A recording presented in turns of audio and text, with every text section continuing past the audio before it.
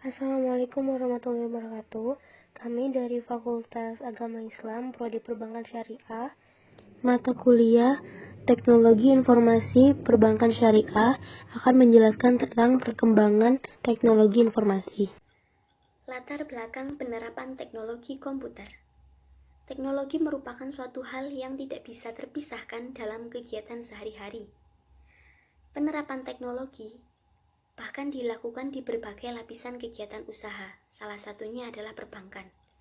Kemajuan teknologi ini didasari akan kebutuhan masyarakat bahwa segala sesuatu harus bisa dilakukan secara instan, kapanpun dan dimanapun.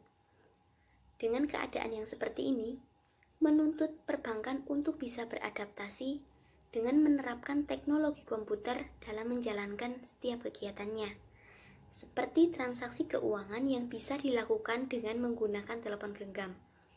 Karena tidak bisa dipungkiri, telepon genggam sekarang menjadi kebutuhan primer.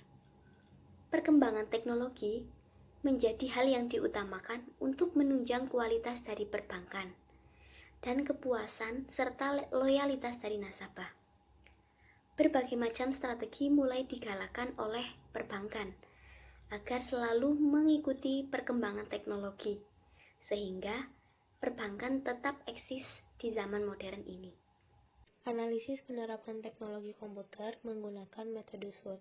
Sebelum menjelaskan lebih rinci tentang penerapan teknologi komputer menggunakan metode SWOT, kita akan membahas lebih dahulu apa teknologi komputer itu dan apa SWOT itu. Teknologi komputer adalah teknologi yang digunakan untuk mengolah data dan menggunakan prosedur yang sudah dirumuskan tentunya. Sedangkan SWOT itu sendiri adalah metode analisis perencanaan yang strategis yang digunakan untuk memonitor dan mengevaluasi lingkungan perusahaan, baik lingkungan yang ada di eksternal ataupun internal. Ketika teknologi komputer ini akan diterapkan menggunakan metode SWOT, maka ada beberapa hal yang harus dilakukan, yaitu yang pertama adalah identifikasi perumusan masalah studi kasus. Yang kedua, melakukan analisis awal dengan analisis gap. Yang ketiga, menentukan tujuan dan ruang lingkup penelitian. Yang keempat, melakukan studi literatur dan mencari sumber referensi. Yang kelima adalah mengumpulkan fakta dan data. Yang keenam adalah mengumpulkan pengukuran dengan analisa SWOT, dan yang terakhir menganalisa strategis teknologi informasi. Adapun tujuan dari analisa SWOT adalah untuk memahami kondisi yang ada dalam perusahaan tersebut saat ini, apakah baik ataupun buruk. Nah, bisa dalam faktor internal ataupun eksternal. Manajemen strategis ini dimulai dengan penyesuaian perusahaan terhadap lingkungan kepada kekuatan, kelemahan, peluang, dan ancaman dari perusahaan tersebut, atau dikenal dengan sebutan SWOT. Analisa lingkungan internal dan eksternal dalam teknologi komputer. Nah, yang pertama itu adalah kekuatan. Cara memasarkan produk itu lebih mudah dan biaya pun lebih irit. Selain itu, dapat menyimpan data dengan kapasitas yang banyak, membantu mempermudah transaksi, mempermudah komunikasi jarak jauh juga. Yang kedua, dalam kekurangannya ataupun kelemahan adalah komunikasi menjadi hampa, penyalahgunaan untuk pencurian keuangan itu lebih mudah, munculnya sikap individualisme, dan manusia jadi malas untuk beraktivitas. Yang ketiga, dalam faktor peluang, yaitu peluang kerja sangat pesat ataupun berkembangannya sangat mudah. Pertumbuhan industri semakin pesat, semakin berkembangnya zaman, maka teknologi komputer juga semakin berkembang. Dan yang terakhir adalah ancaman.